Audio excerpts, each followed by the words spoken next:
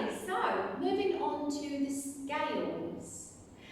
Now, with the scales, there are two ways that you can hold your fans. You can hold them so that the fans are like curving up to the ceiling, or you can hold them so that they curve down. Now, I'm going to teach it to you curved up because I think it's a much better way to do the scales. But not only that, it's easier to manage keeping them open when you're in the curve up position. When you're in the curve down position, it puts a little bit more strain on the baby finger and the back fingers to keep the fans open.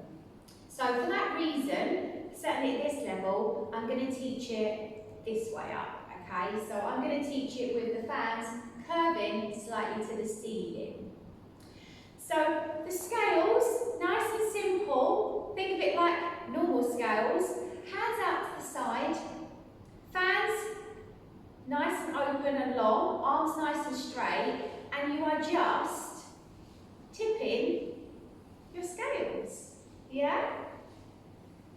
Now what you can do, if you really want to kind of give those arms a workout, is you can rise through the scales, so that as you come up, you're then bringing the arms higher and higher each time to a point of where you then are up here and the arms come together and they finish together.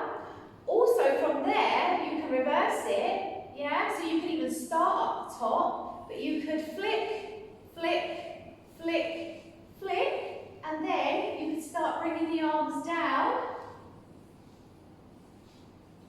to the side, yeah?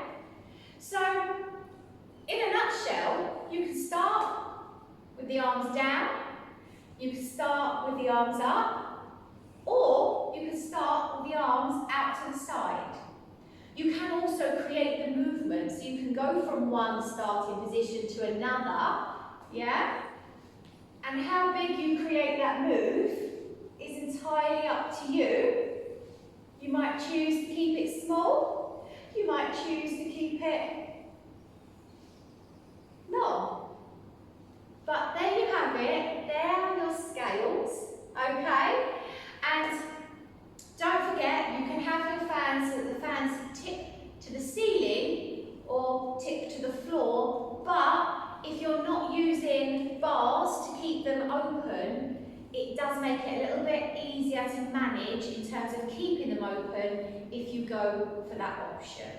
And remember, have the knot wedged into your hand, get the thumb holding the top couple of staves, and then get the back fingers and the baby fingers ridged in, yeah, and use them to hold the rest of the fan open. So there you have it, that's your scales.